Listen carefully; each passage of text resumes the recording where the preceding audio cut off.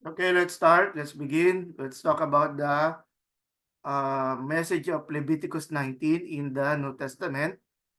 And then in the second half of the class, we will be talking about the um, the first half of James chapter 2, verse 1 to 13.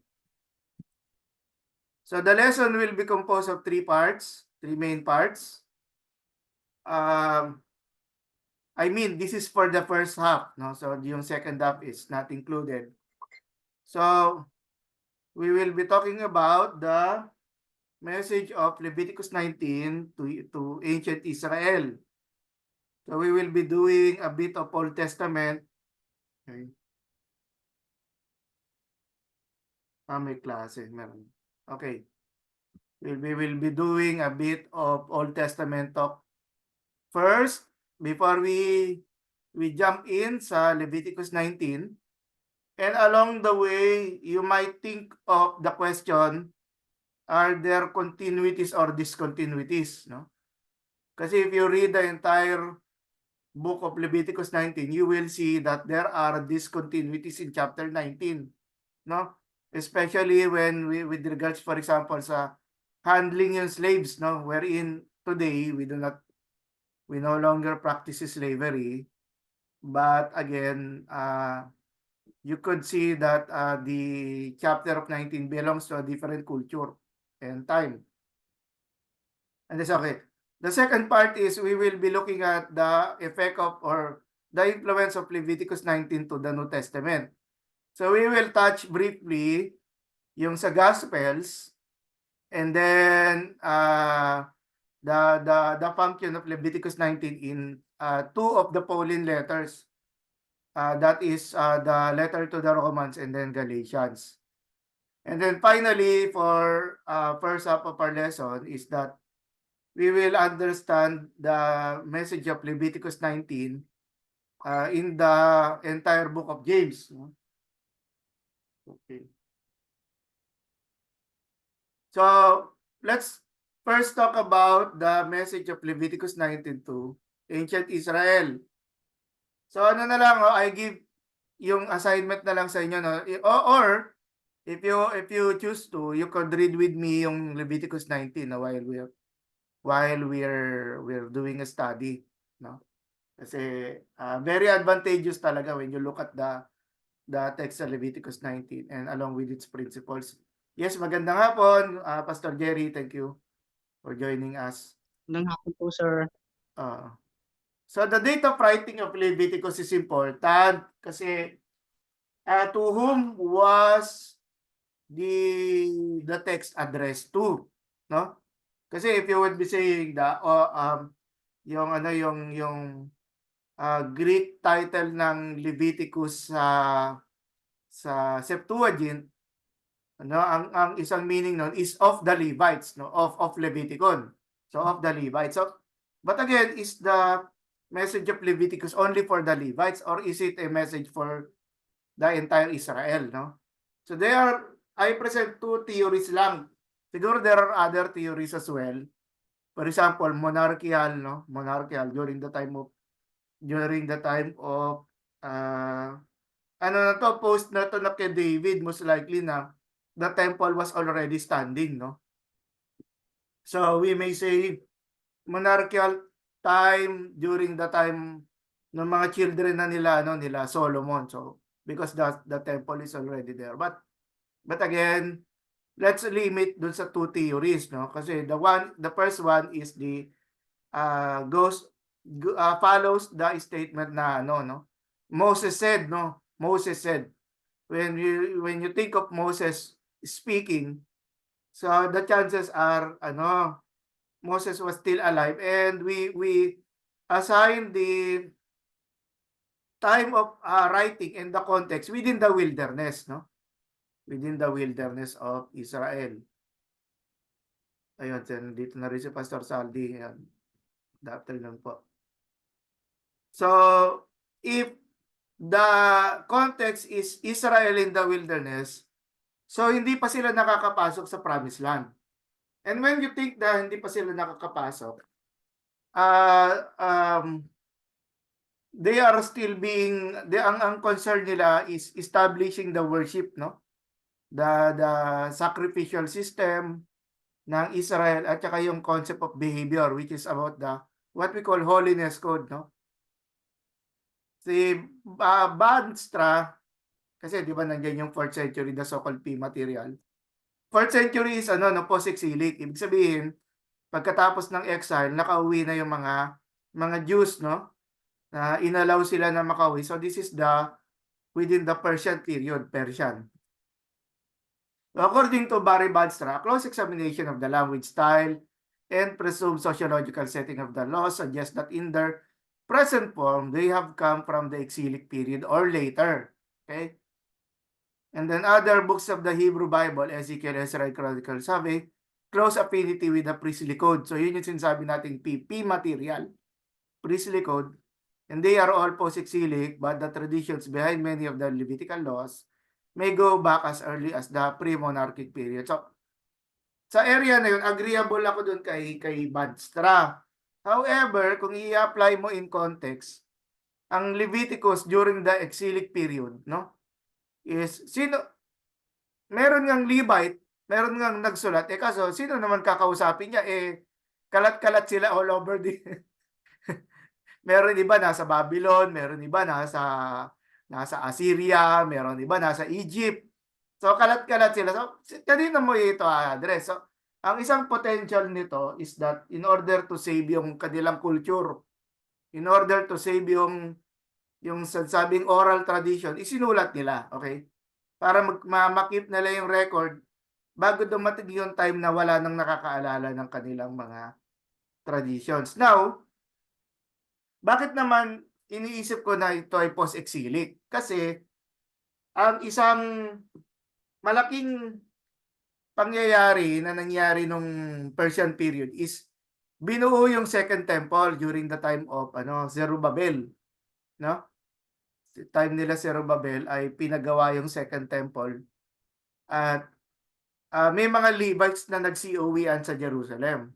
No, nung pinayagan ng Persian Emperor na makauwi yung ilang mga Hudyo.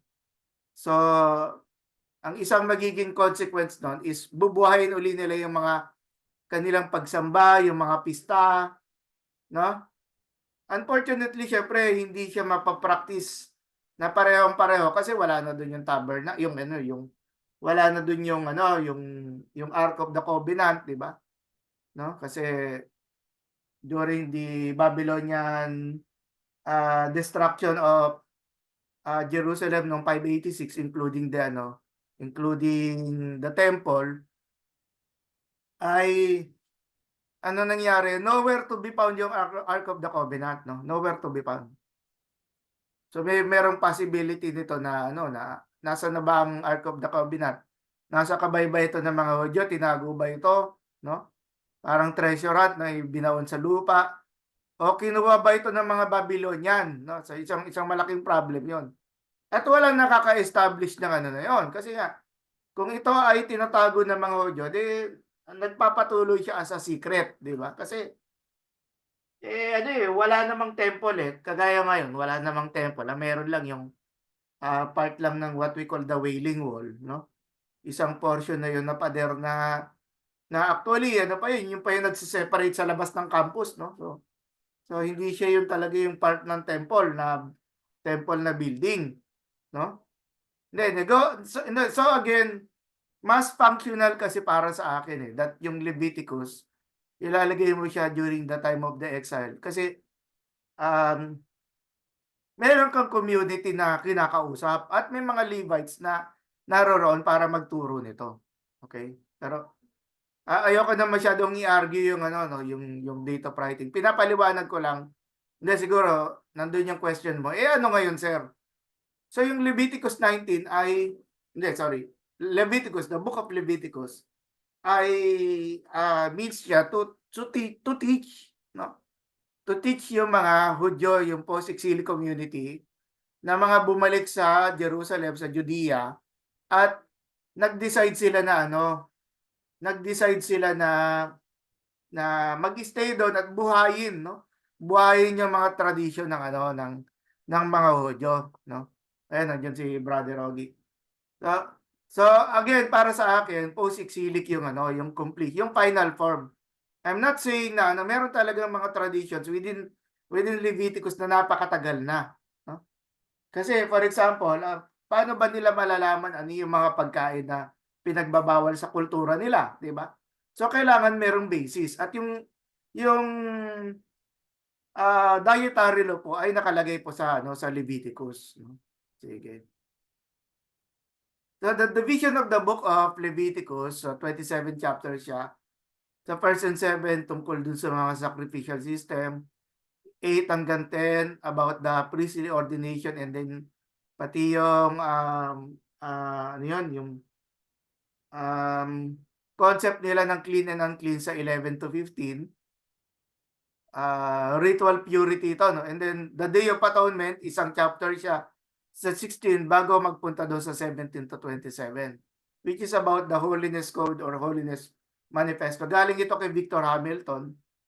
At itong Leviticus 19 na pinag-uusapan natin ay part ng fifth division, no?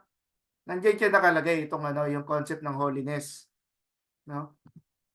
So there are literary ties of Leviticus 19. Una, pagdating natin ng verse 18, yung nga yung command na love your neighbor, mamahalin mo yung iyong kapwa. Pero kailangan intindihin muna natin sino ba yun. Kaya maganda yung tanong nung ano nagtanong kay Jesus nagre-reflect na ako ngayon sinabi nung isang nagte-test kay Jesus, sabi, sino ang aking kapwa, no? Who is my neighbor? Dito kasi sa case ng Leviticus 19, yung neighbor na tinutukoy diyan, yung mga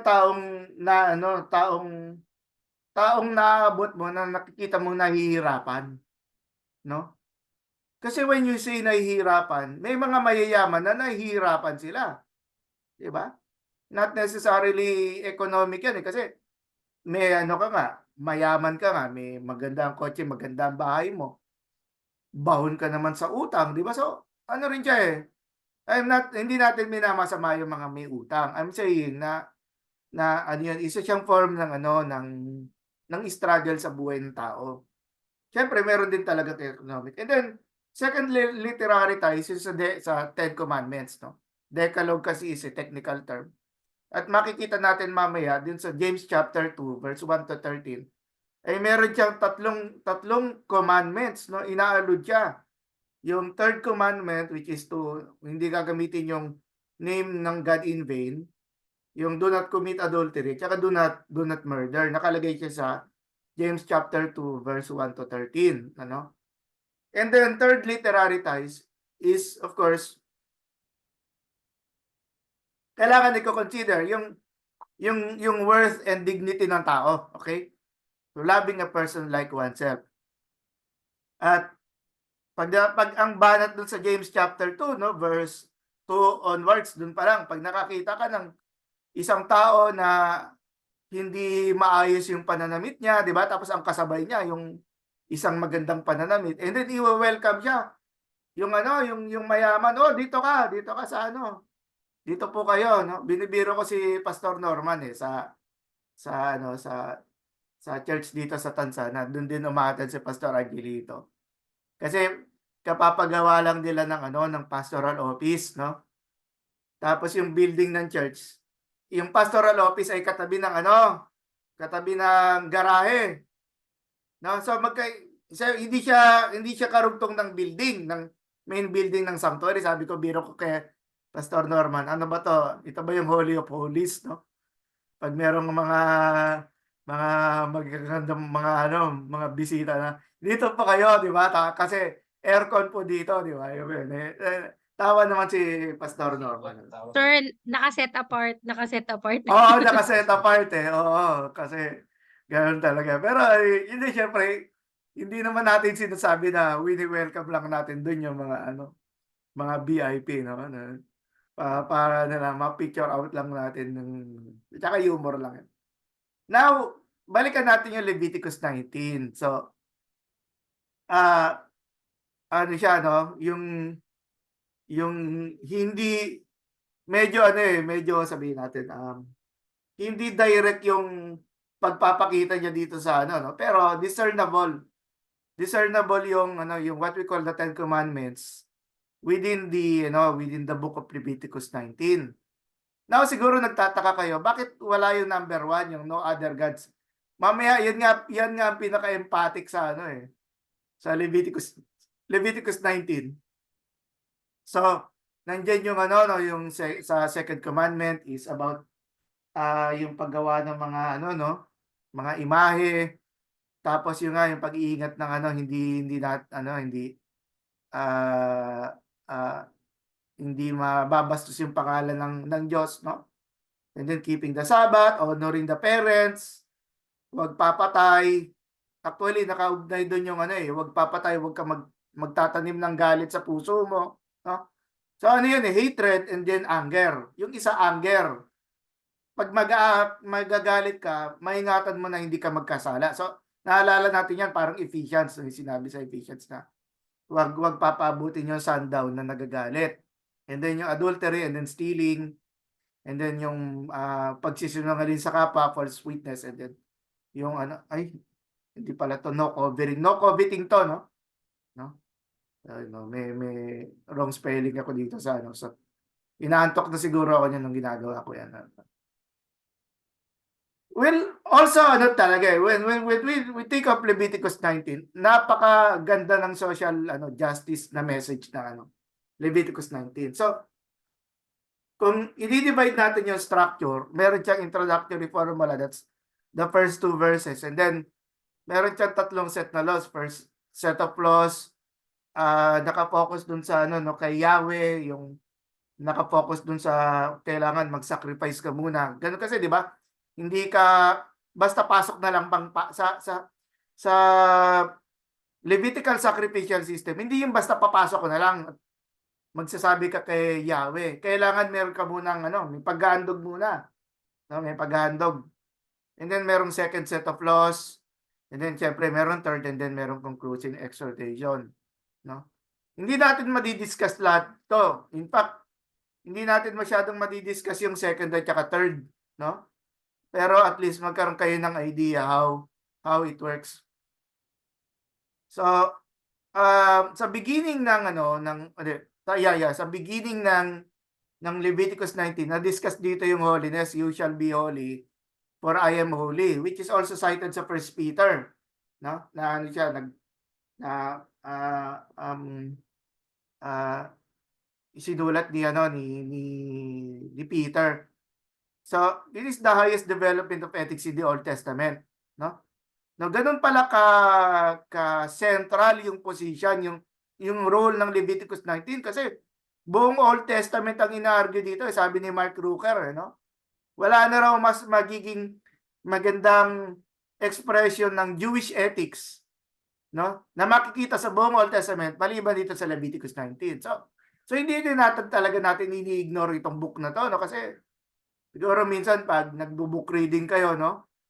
Na nakikita mo na pinatay, kulang na ginilitan ng leeg, ibubuhos yung dugo sa kung saan, iwiwisik sa saan ba, sa tenga, so very bloody yung no? This chapter, perhaps better than any other, explains what it meant for Israel to be a holy nation. Kasi siguro, review lang tayo kanina. Yan dito yung Decalogue, the Ten Commandments na nakapaloob sa Leviticus 19. Ang maalala natin yan when we look forward sa New Testament, yung sinasabing which among the commands is the greatest, di ba? Nagtanong ng gano'n which is among the greatest Tapos ang sagot ni Jesus doon, the first nga is you shall love the Lord your God, which is Deuteronomy 6:4, yung Shema. And then you love your neighbor as yourself, which is Leviticus 19:18.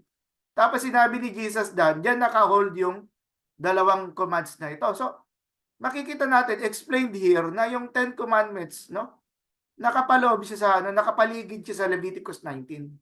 Nakapaligid. Kaya mas naintindihan natin yung sagot ni Jesus na kaya pala na dito niya binase kasi nakasentro yung 10 commandments dito sa sa Leviticus 19. And again, The chapter stresses the interactive connection between responsibility to one's fellow man and religious piety. Nang sinasabi, again, makikita nyo yun habang pinag-aaralan natin. Hindi talaga pwedeng paghiwalayin yung social concern sa pagtuturo ng ng salita ng Diyos. 'Di ba? Kasi nagkaroon tayo ng siguro yung emphasis lalo na dun sa Reformed tradition, nagkaroon ng emphasis on the soul, yung the need for repentance, the need for forgiveness, no? Kaya laging nakapokus to spiritual aspect na parang pag sinabi na ikaw ay tumutulong sa kapwa mo, nagpapakain ka, that was a later development. So that was 19th century industrial revolution, no? Na nagiging communist ka raw. Nagiging communist ka raw pag nagpo-focus ka sa social concern. Now, I don't want to talk about the background ni Karl Marx, no? Kasi magandang i-explore yung background ni Karl Marx eh. Kasi yung pag-formulate niya ng understanding within communism, meron din talagang palagay ko nga galing pa sa Leviticus 19 yung may social concern talaga na involved sa Pero again, mag-stick muna tayo doon sa discussion natin. So what I'm trying to say, hindi siya ang social concern and activity ay hindi to pag-aari ng communism. Ha? Nasa Bible na to sa simula pa lamang. So pag ginagawa mo nagso-social concern ka, hindi ka komunista. Ha? Iyo ay sumusunod tayo sa Biblia. Yun yung ating ibig sabihin. So 'di ba? Mas matimbang sa atin 'yon kasi ang basis natin for doing such things is the inspiration of scripture.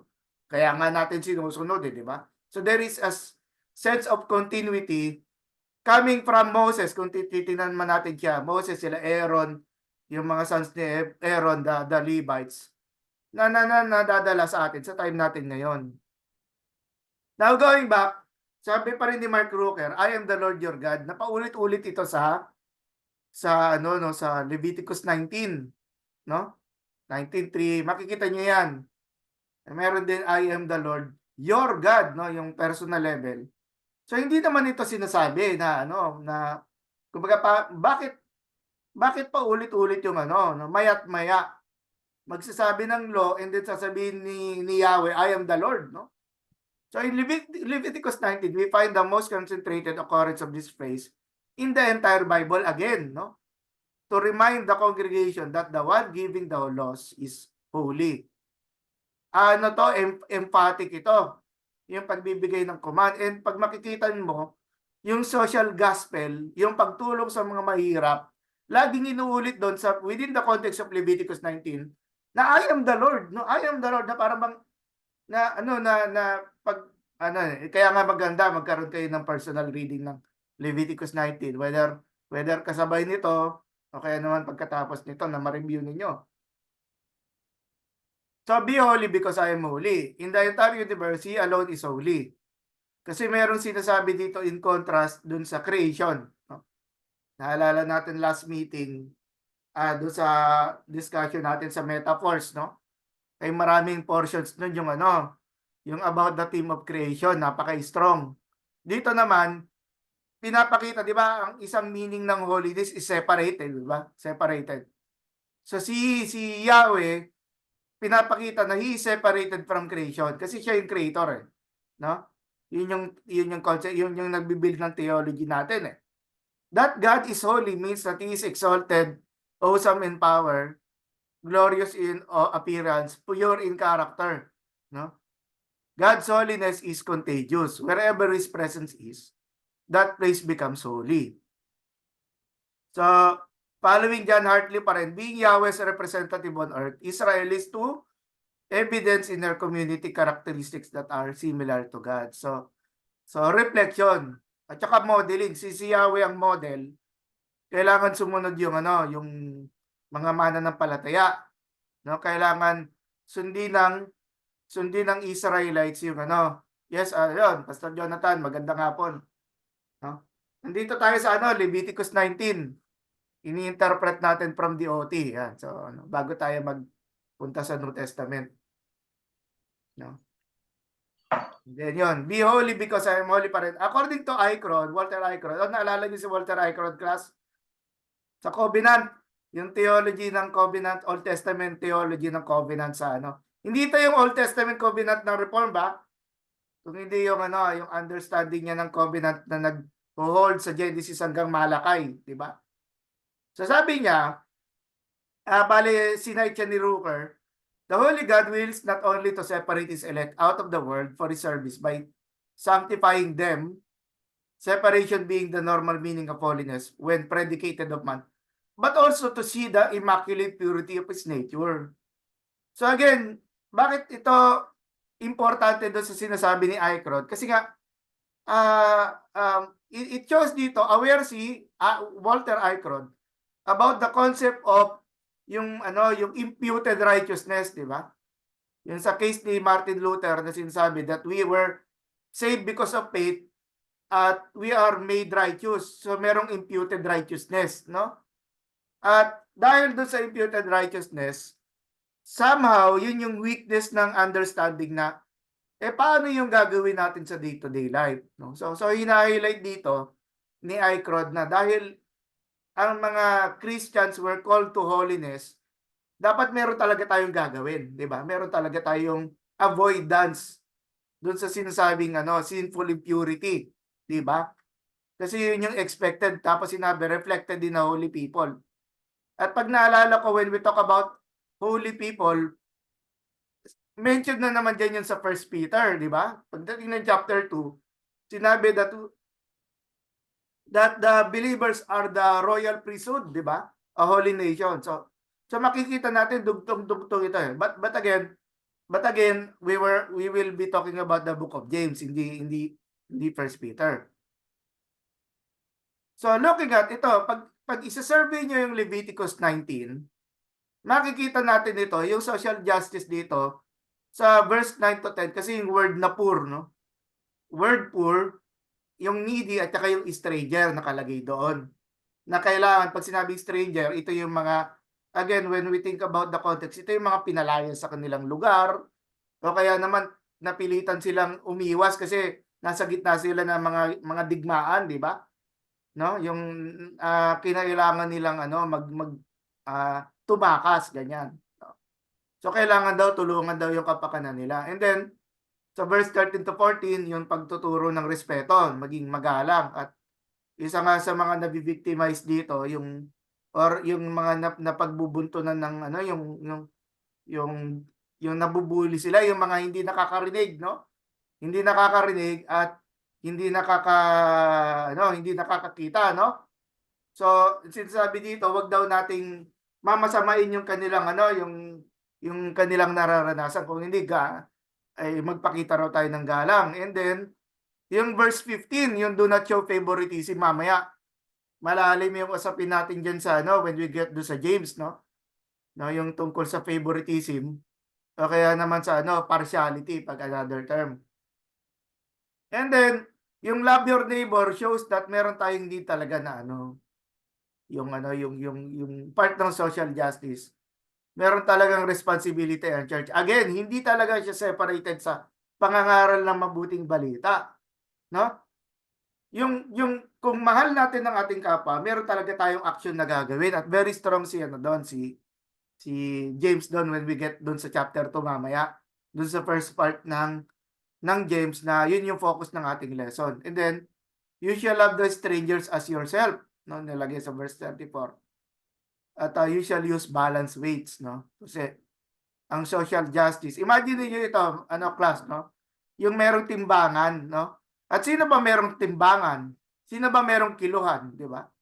Yung mga mayayaman, yung mga nagtitinda, di ba? Sila yung merong access.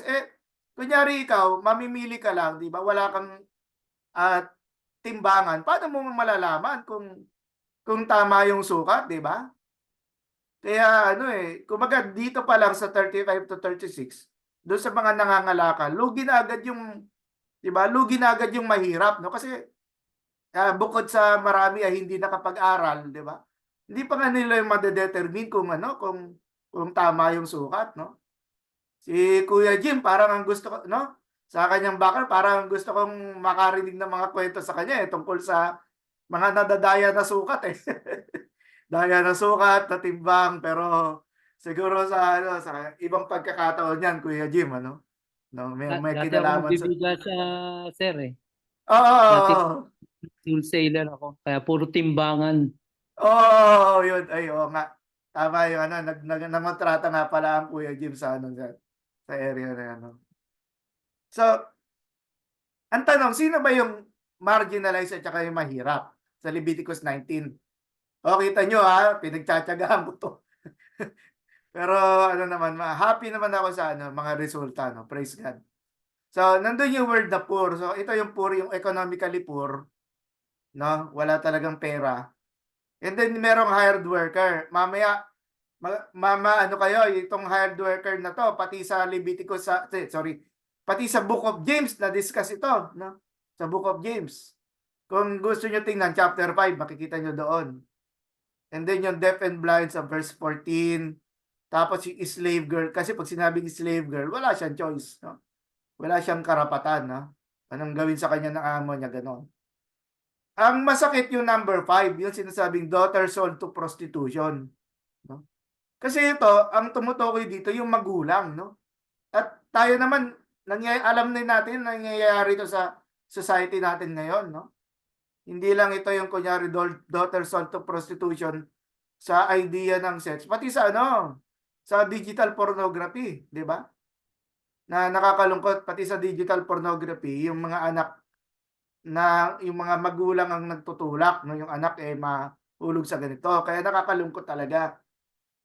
Nakakalungkot yung sabihin natin, yung nagiging result na trauma, no? As a result nung ano nung injustice na kanilang nararanasan. And then ito yung mga ano, yung mga dayuhan, the alien, no?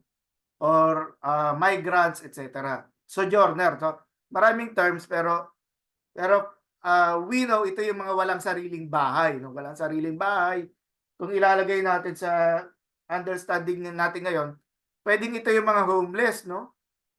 Pwedeng ito yung mga homeless, pwede ito yung mga ano, mga namamasko, no?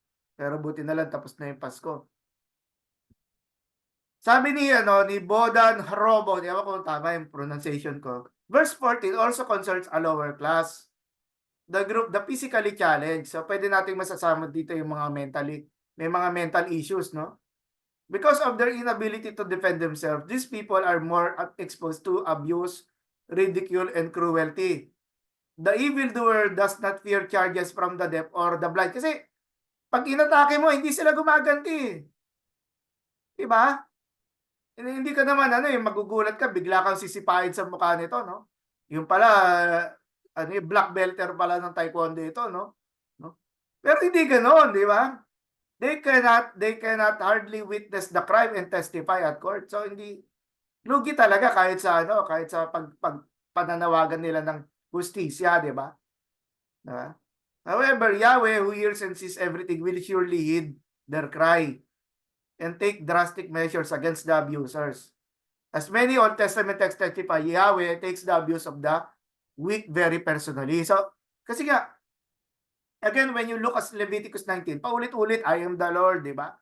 Pagkatapos ng verse na ganyan, I am the Lord your God. So, makita talaga natin yung yung intensity ng yung intensity ng participation ni ni Yahweh dun sa mga suffering nitong mga nakakaranas ng injustice, no? Ay, pasensya na kayo sa tono ko ha, siguro na lang ako. Lumalabas yung pagiging aktivista ko sa yung ating hangarin na tulungan. Yeah, mga konting Greek tsaka Hebrew tayo. No? Lo tasyo, avel, bimishpat, lo, tisya, penay, dal. Yung dal, pur. Yung mga penay is in the face or in the presence of the poor, no? Huwag kang gagawa. Tapos yung avel, yan yung unrighteousness, no? Bakit ko ina-highlight ito, no? Kasi pagdating sa so makita natin yung dalawang part niya. If you are being partial, if you are showing favoritism para sa rich against sa disadvantage ng poor, ano raw ginagawa natin? We are daw unrighteous daw in our judgment. Nagiging unrighteous daw tayo. So yung again, yung definition ng partiality is na ano mo, hindi mo corrupt ka sa pagpapataw ng justice, no?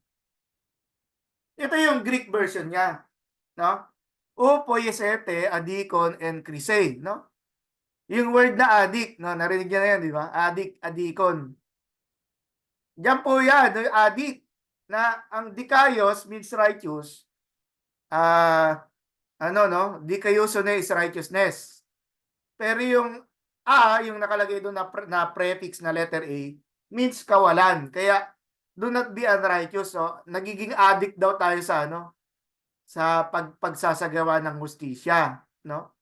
And then yung the second part is lepse, prosopon, tuko, putoko.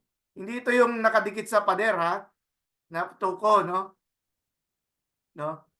Leviticus 19:15. Sinabi, do not be partial. So, dalawang word siya, pinapakita ko sa inyo, lepse at saka prosopon. Kasi pagdating natin sa James chapter 2, yung hapax doon o yung bihirang lumitaw na word, hindi naman siya talaga hapax. No? Prosopo, lepsia. So it is a combination nitong two words na nakikita natin sa Leviticus. So nag-develop siya into one word. At yung one word na yon is may favoritism, nagpapakita ng favoritism. Do not show favoritism. Pakita niyo ito. Paano naka-impluwensya ang Leviticus 19, di ba? No, tingnan niyo ito.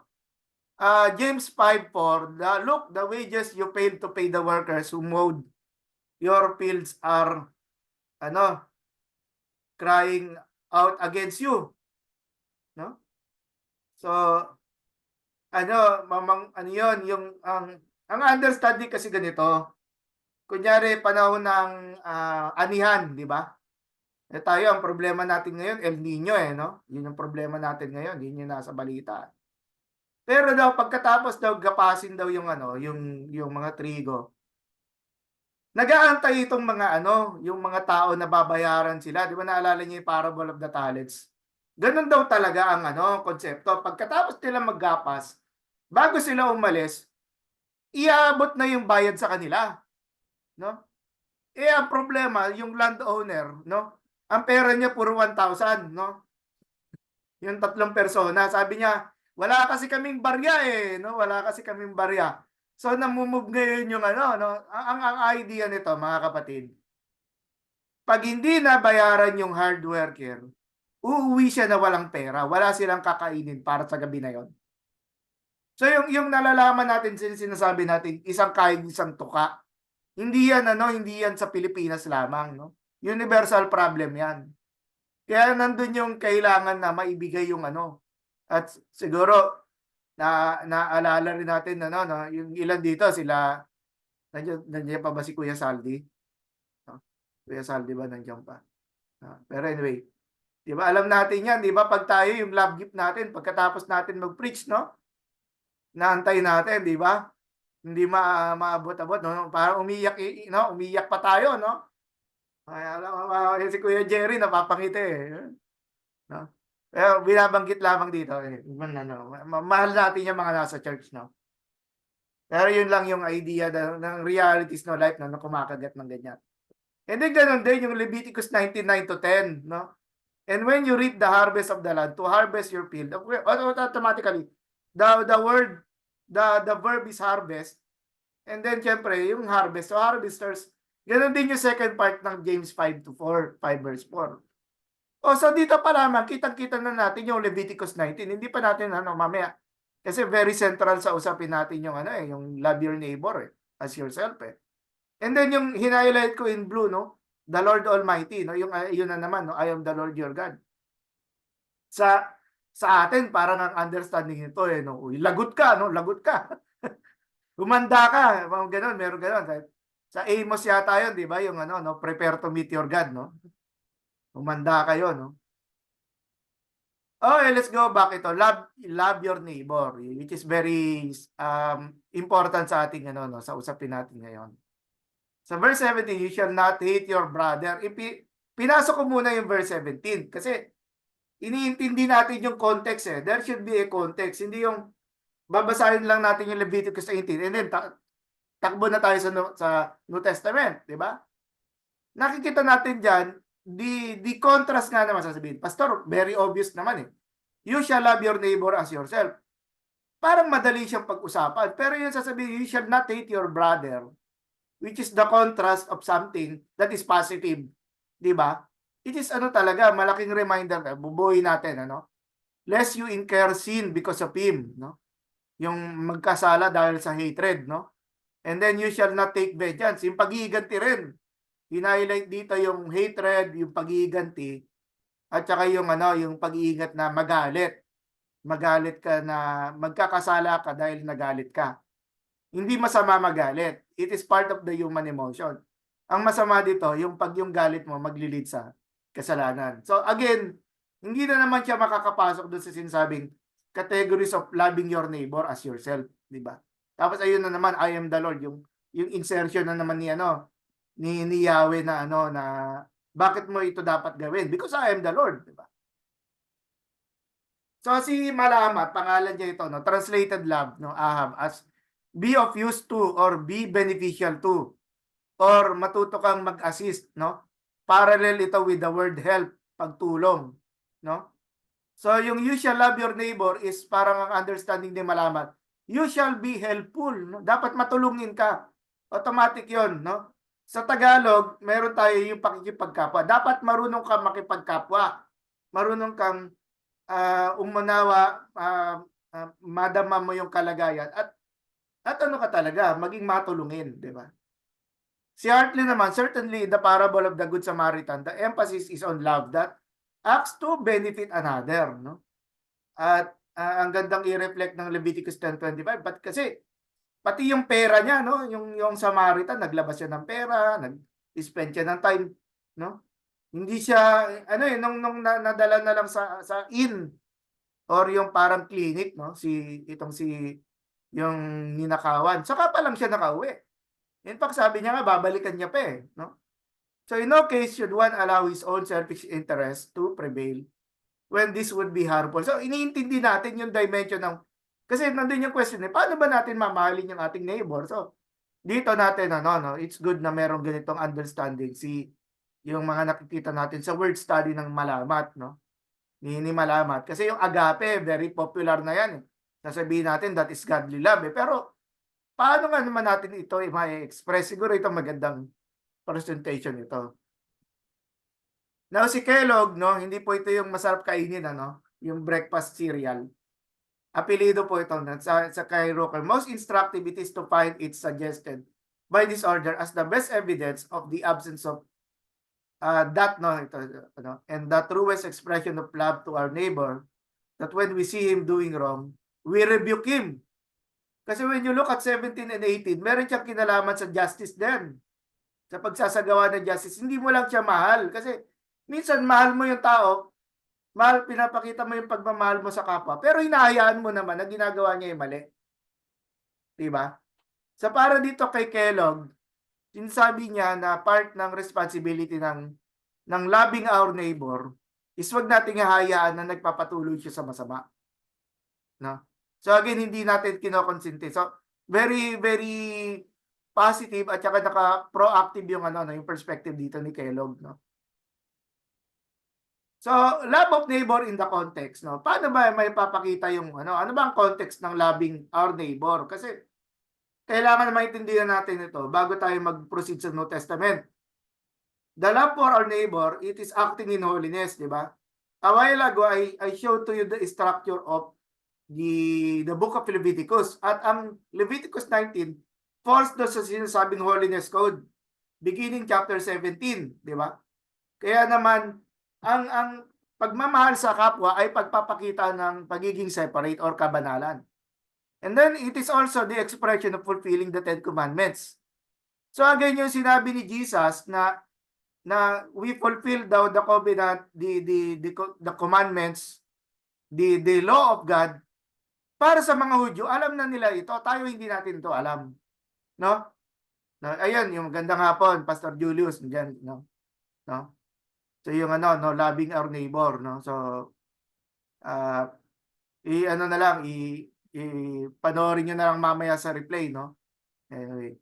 So the Ten Commandments is surrounded dito sa Leviticus 19. And then if you love your neighbor, you are to live for social justice. Hindi na lang nagugustuhin mo, sasabihin mo, oh, pastor, maganda yan. Hindi, talaga. Meron talaga tayong intentional na gagawin para mamuhay tayo sa, sa social justice. At isa pang bagay, we shall not show favoritism, no, against the poor, no. So, pag pinapanigan natin yung makikita niyo yan no. So kahit na yung passage natin for this afternoon is about chapter 2 verse 1 to 13. Kung titingnan lang natin yung Leviticus 19, nandito na lahat ng kailangan natin to understand the text, no. So Leviticus 19 the New Testament, ayan, no. Saan ba ito makikita? Ito. Excuse me lang po.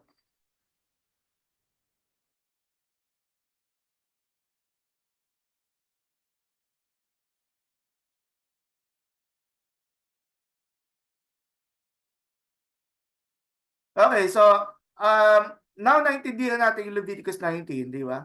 Kasi ang isang theological question na yan is, what are the continuities and discontinuities, no? That we see sa Leviticus 19. Again, if your Bible is open sa Leviticus 19, makikita nyo marami dyan ay discontinued, no? Hindi na siya applicable sa New Testament time, pero the principles remain.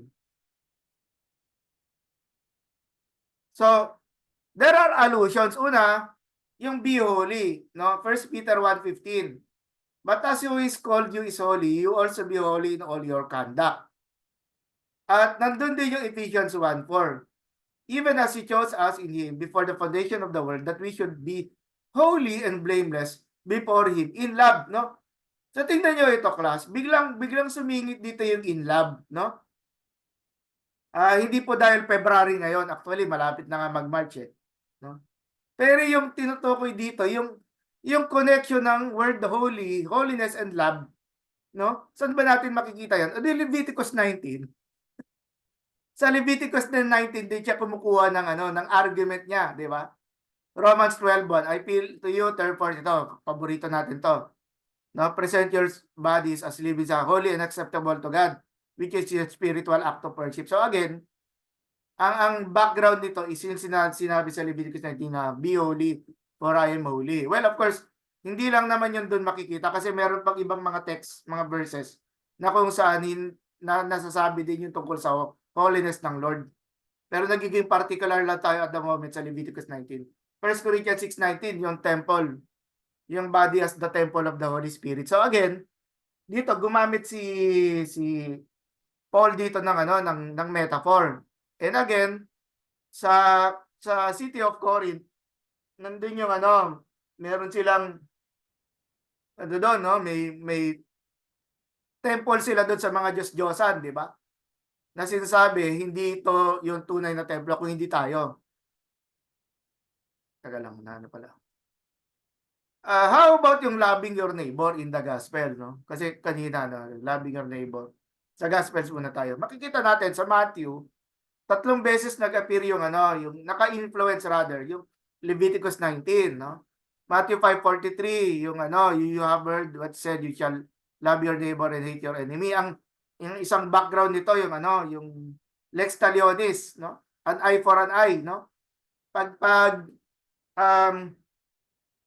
sinaktan ka sa isang area, kailangan, kunyari, naputulan ka ng isang daliri dahil sa pag-aaway ninyo, tatanggalan din ng daliri yung so, ganun ka, no? Of course, that is really, ang goal nito ay preventive. Hindi naman para talaga putulan ka ng daliri pag ganun yung nangyari. You shall love your neighbor and hate your enemy. But I say to you, love your enemies and pray for those who persecute you. And then Matthew 19:19 connected with honoring our parents, no? Honor your father and mother and you shall love your neighbor as yourself. At ayun nga yung great commandment which is familiar tayo Matthew 22, 39 to 40. And as yung precursor niya is ano, yung you shall love the Lord your God with all your heart, with all your soul and strength. Now when we look at yung ano no, of course ano rito no, alluded rin to sa Mark no. So yung Matthew 5:43 nakapaloob siya doon sa Leviticus 19 pati verse 17. Kaya nga 'di ba? Kaya kanina pinasok ko yung you shall not hate, 'di ba? Kasi yung Matthew 5:43 to 44 ay nakahang talaga siya sa ano.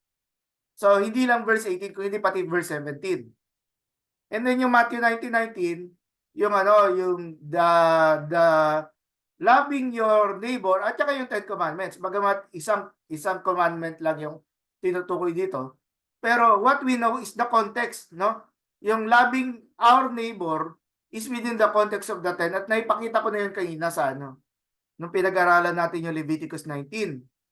And then Matthew 22:39 to 40, ganon din, you shall love your neighbor. So ito naman yung question na ano yung two greatest commandments. Now when you look at yung sa account ni Luke, masasabi mo na parang pareho rin naman. Di ba? Parang pareho rin naman. Now verse 27, you shall love the Lord and then all your heart, with all your soul, and with love your neighbor, etc. Kaso dito sa Luke chapter 10:27, sinundan yung question sino ba yung neighbor ko? Di ba? So dito merong graphic presentation si Jesus. No? Gumamit si Jesus ng anecdote para ipakita na ano no, ganito yung dapat gawin ng ano ng sabihin natin kung i-apply natin yung loving your neighbor ganito.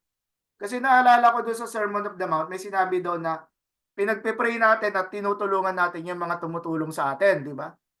May sabi ni Jesus, kung mamahalin mo lang yung mga taong nakikinabang ka, no? Di parang ano 'yun? Parang nandoon ka dahil hinahanap mo yung kapalit. Yan sinabi ni Jesus doon sa Sermon of the Mount. Tulungan mo yung mga walang kakayanan para sabi raw, nakakaimpok daw tayo ng kayamanan sa langit, no? Kasi hindi nila hindi nila maibalik yung yung mabuting ginawa mo no? And naalala ko ng Monday dahil sa chapel kasi ano yung madaling araw sa atin pero chapel na sinabi nung isang yung speaker noon na nangangailangan daw yung brother niya nanghihinayang siya doon sa pera na gagamitin para sa operation. So ibinigay niya yung pera niya pero pinalitan ng Lord no. So yun yung kagandahan. Natulungan niya na yung kapatid niya, pinalitan pa ng Lord yung kanyang yung kanyang mga mabubuting gawa. Kaya nga ang ganda ng theology na kung si Yahweh ay kinakampihan yung kapakanan ng mga naghihirap, mga nangangailangan. Tapos pag tumulong daw tayo pag tumulong tayo kasi inisip natin pag tumulong tayo yung nawalan no? May mathematical equation doon na minus. So ibig sabihin nawalan ka no. Pero anyway, loving your neighbor yung message no. Now, ano naman sa Pauline letters no, sa letters ni Paul. Dito merong dalawang text na na-touch dito yung loving your neighbor. Una, Romans 13:9 to 10 at kung babasahin natin, nakapaloob na naman dito sa 10 commandments, no? And then love does no wrong to a neighbor, therefore love is the fulfilling of the law. At makita natin yung Galatians 5:14, parang ganun din na sinasabi. So sa mind ni Apostol Pablo, ang loving our neighbor is fulfilling talaga ng law, no? But again, yung Romans 13 is nakapaloob siya sa context ng kasi ang letter to the Romans mula chapter 1 hanggang 11 ay theological or doctrinal. And when you get to Romans chapter 12 onwards hanggang 16, well of course 16 is mga farewell na discussion. Ito yung application ng na dahil ikaw ay tunubos ni Kristo, dahil ikaw ay pinatawad sa kasalanan, ang application mo ay ito, 12 onwards. So pasok yung loving your neighbor. So hindi ito dapat separate sa proclamation ng gospel. Dapat ang loving our neighbor is an output, no? Is an output of our yung experience natin ng yung saving work ni Christ, di ba? And then ganoon din sa Galatians 5 verse 14 kasi ang isang struggle na nararanasan sa letter to the Galatians is within the problem of fulfilling the ano raw, yung pagiging faithful daw ng mga Hudyo sa sa Mosaic law. At sinabi ni Apostol Pablo na kung ginagawa mo na yung pagmamahal sa kapwa mo, o di you are now yung sabihin natin you are faithful no in your yung pagsasagawa ng ng Jewish laws. No, so na mga ilang text no. So yung fulfilling of the law, Leviticus 19, 11 to 12 no, nandoon yun. And then verse 18, di ba? Kasi yung 11 to 12 yun yung yung 9th at saka 10th commandment. Actually, pati pa nga yung covet no. And then Galatians 5:14 is a Jesus tradition. Bagamat ako until now, I'm looking for a parallel no. Siguro naman na within the Second Temple Judaism, yung paniniwala na pag ginawa mo yung kabutihan mo sa kapwa mo, before the time of Christ, before the time of Christ, ay nasunod mo na yung buong kautusan. So yun, loving your neighbor in James, no? Again, kung babasahin, kung babasahin natin yung James chapter 5 hanggang 13, verse 8 lang to, no? So bali isang verse lang ito sa no? Okay. So review, the use of the Old Testament in the New Testament. Ito yung no? Kasi we discussed last meeting yung influence ng Book of Genesis, di ba? So first one, there is an explicit reference, no? ng citation sa Old Testament or terms. And then external plausibility ibig sabihin it is acceptable, it is most likely na makikita siya within the yung references na ginamit sa New Testament. And then authorial tendency. Intended ba talaga ng author na gamitin yung Old Testament text dito sa New? So again, that's Leviticus 19. And then the recurrence, yung way na nauulit siya. No? And then also verbal agreement. So that's also again within the context of James. Kung nakikita natin na ito ba'y talagang kasi yung isa kasing criticism ng use of the Old Testament in the New Testament is sinasabi ng iba na gusto lang daw natin makita yung gusto natin makita na Old Testament na verse within the New Testament. Para sa akin, unfair naman yon. So dapat naman talaga makita na ma-establish na merong sayo-sayo ating sinasabi. Now going back, loving your neighbor in James, ito no. So nilagay ko yung again verse 9, yung chapter 19. Makikita natin siya sa verse kung yung Leviticus 19 verse 12, makikita siya sa 5:12. Yung verse 13 makikita siya sa 5:4. Nakita niyo na pinakita ko yung to kanina no, yung about the harvesters at saka doon sa mga hired workers no. Yung pagpapasahod. And then verse 15 about partiality. Mamaya pag-uusapan pa natin 'yon in depth. And then yung verse 16 sa 4:11, 5:20 at yung verse yung loving our neighbor verse 18 at saka doon sa 5 pati doon sa chapter 5 verse 9. So again, pine-present natin dito yung yung realities that may mga references sa Book of James no na nanggaling sa Leviticus 19. Imagine mo isang chapter lang 'yon no sa sa book. So loving your neighbor in James no on partiality yung Greek na pinakita ko sa inyo kanina sa sa Leviticus 19 prosopolempsia no.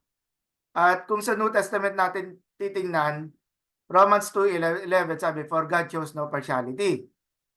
At sa Ephesians 6:9, and must treat your slaves in the same way, do not threaten them, since you know that he who is both their master and yours is in heaven, and there is no favoritism with him. So this is a class, no?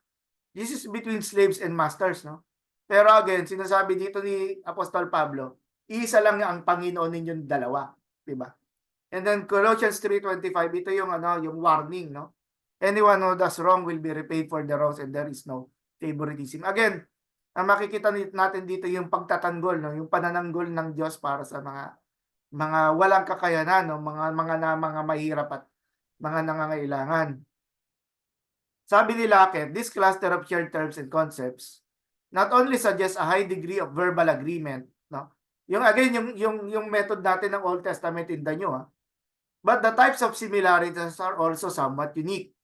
This cluster of keywords and phrases shared between Leviticus 19 and James 2 suggests that the author of James intended to set the quotation of Leviticus 19.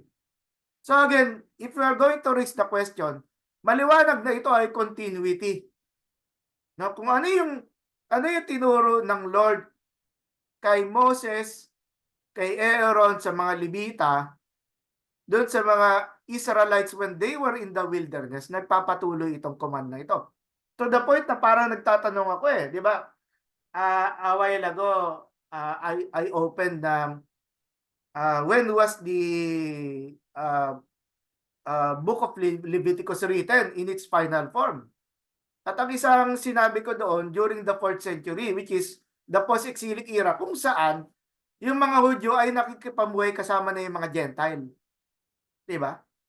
Yung neighbor nila, yung Gentile na hindi na yung kapwa Hudyo. Na unlike before, very exclusive sila within Israel lamang. Kaya again, pwede natin masabi ito na itong loving our neighbor ay hindi lang ito para sa Israelites, kung hindi para sa mundo talaga, buong mundo. Para talaga sabihin natin, masolve yung problem ng hatred, ganyan. Unfortunately, hindi ganun yung nangyayari. No? So, we know the reality. So, nilagay ko dyan, Leviticus 19:18 is within the context of Leviticus yung 15. 15 which is about partiality, which is about showing favoritism, no? No, na nakita natin kanina sa Leviticus 19. So, favoritism is a perversion of justice, no?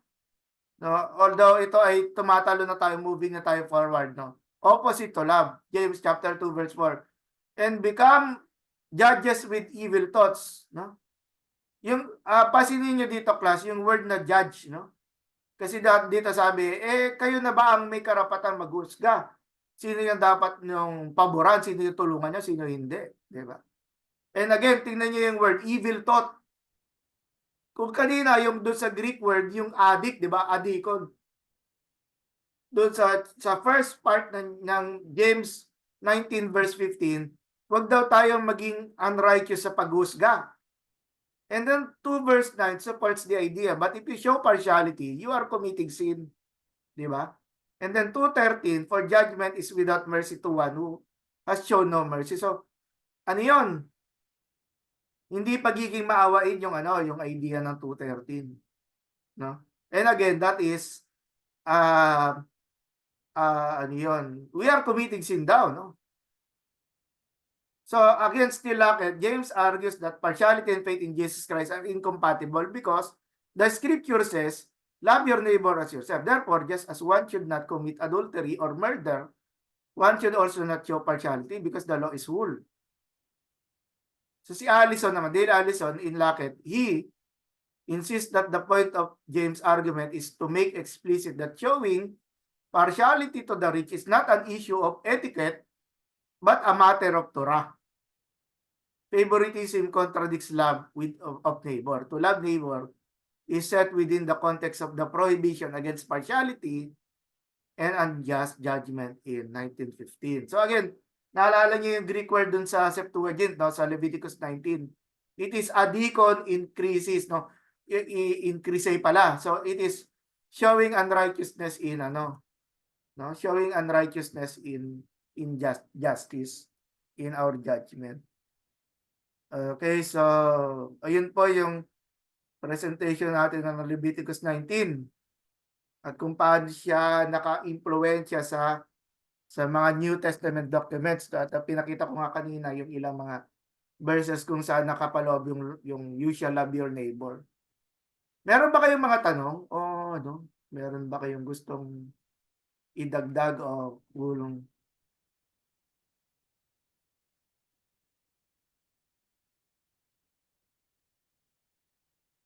Sir, ako siguro tawag doon, reaction lang. Ayun, nakakamangha po yung presentation niyo kasi kumbaga mas nakita namin yung bigger picture. Ayun nga. Nung una parang nung binasa ko yung Leviticus 19, nakita ko lang dun yung declaration o revelation ng Diyos na compassionate nga siya. Tapos in-identify niya kung para kanino. Kumbaga parang na-realize ko nga na ayun, wala talagang sabi niyo nga po walang partiality sa Diyos. Ta's naalala ko din yung sinabi dun sa Exodus 20-21 kasi, yung regarding nga po sa mga sojourners. Sabi dun, "You shall not wrong a sojourner, oppress him, for you were sojourners in the land of Egypt." Kasi kumbaga gano'n din sila dati, eh, kaya sabi ng Diyos dapat kayo din, 'di ba? Hindi kayo maging gano'n kasi dati kumbaga sila nga, 'di ba, nagmalasakit yung Diyos sa kanila nung gano'n yung situation nila. So, ayun po.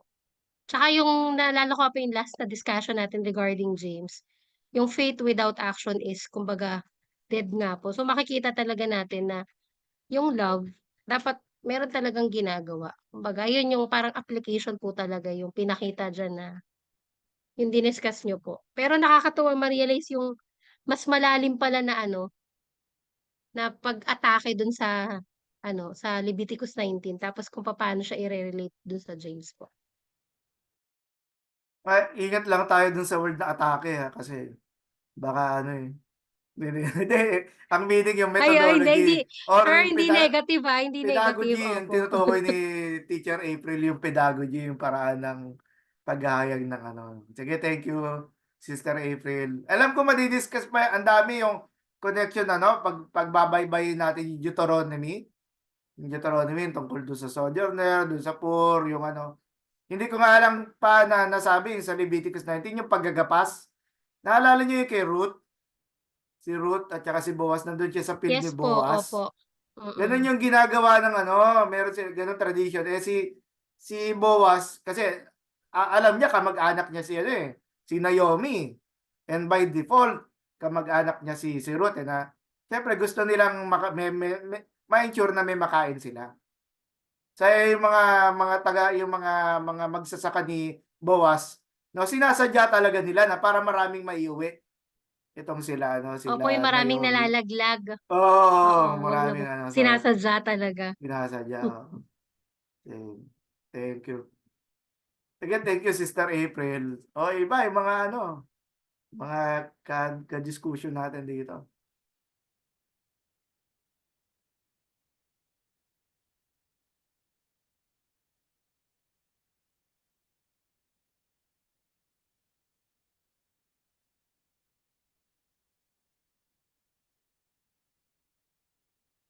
Sir, ako, sir.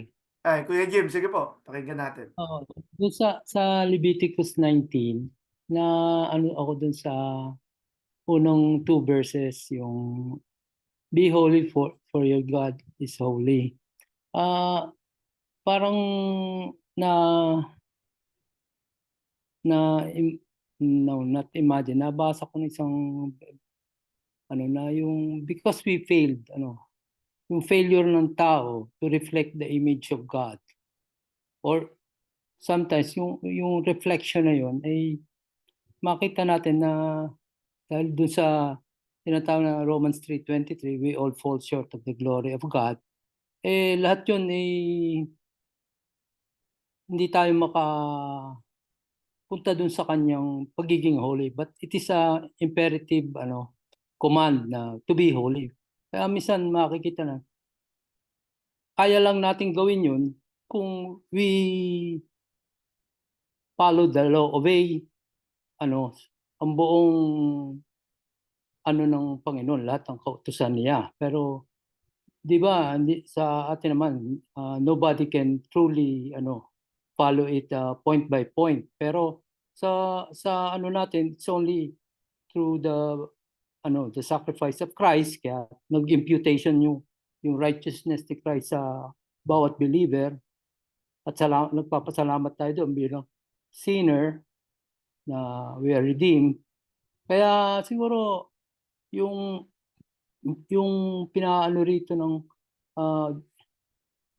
parang siyang nagre-reflect din na ang lahat ng pagiging yung holy, yung perfection of holiness na natin ay tumatama doon sa buong kautusan ng Panginoon. Tinatawag niyang the law of liberty, the royal law, mga ganoon. Pero it is what reflects. At lahat yun, na-attain lang natin gawa nung ating pananampalataya sa ating Panginoon. Kaya ayun lang sir na gusto ko makita natin yung failure ng bawat isa sa atin na yung to reflect the true image of God. Laging babalik sa creation yung pagiging partiality natin, pagiging partial, pagiging yung ating yung corrupted mind natin, yung corruption, adultery, yung kung binabanggit sa Decalogue, sir.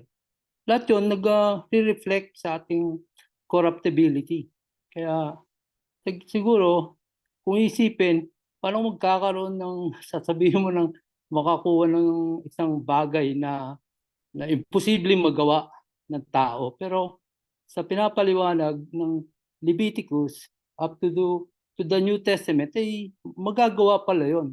God is not obligated na make us righteous, pero it will yung compromise his righteousness kung ganoon. Pero hindi eh. Yung pinakikita ni James, yung mga sinasabi niya na kinukuha niya hindi lang sa Leviticus 19 kundi sa mismong pangangaral ng ating Panginoong Hesus sa Sermon of the Mount, in other places, nakuha niya yung point na ang pagiging banal ay hindi sa pamamagitan natin, hindi sa pamamagitan ng ating pananampalataya sa ating Panginoong Hesus. Ayun lang po, sir. Yes, thank you. Thank you, Kuya Jim. Iba pa?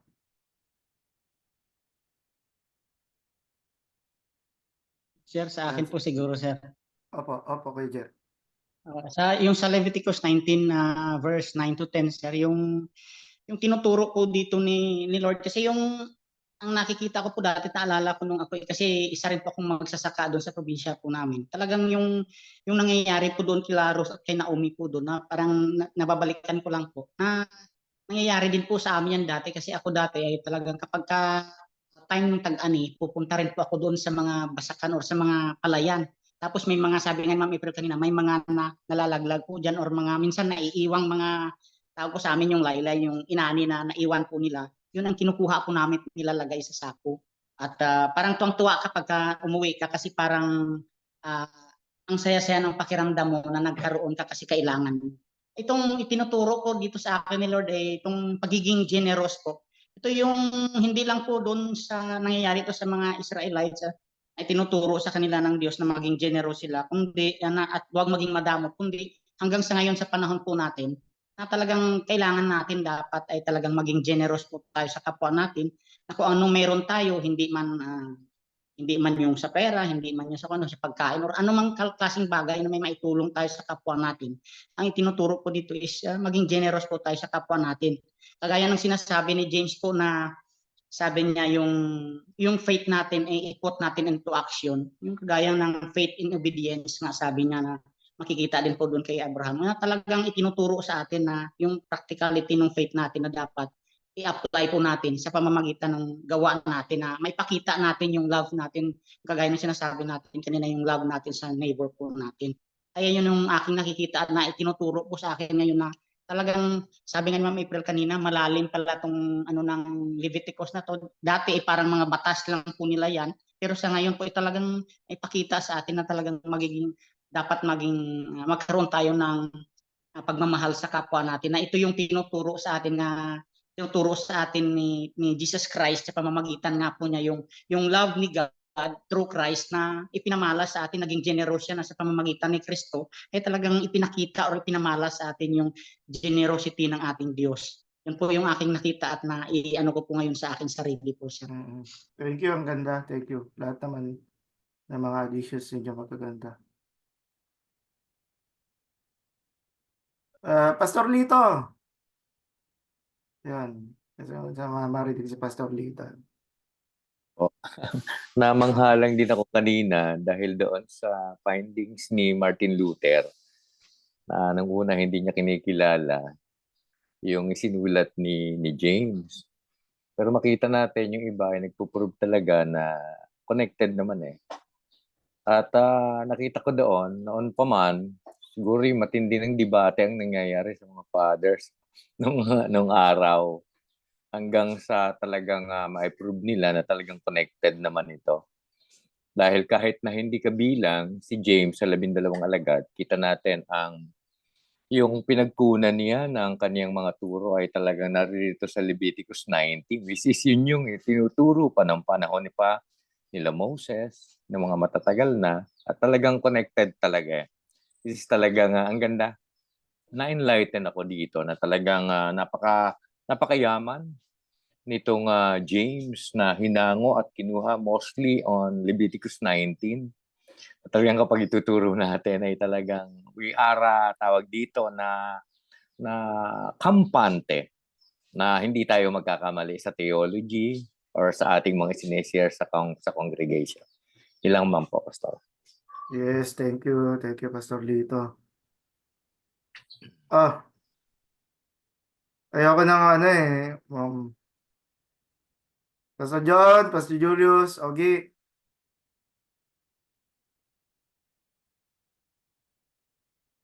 Sige, mukhang break time na, no? Sige. Ay, di. Sorry boss, Pastor Jun. medyo late po yung pasok ko eh. Nasa 3:00 na po yata. Sige. Kung wala na, muna tayo, break time muna tayo, no? 10 minutes. Tapos ang pag-aaralan natin sa susunod na bahagi ay yung James chapter 2 na, verse 1 to 13. At least ito na pinakita ko, at least consensus naman tayo. Wala naman ako naririnig na na opposition na hindi functional ang Leviticus 19 sa pag-aaralan natin. So okay.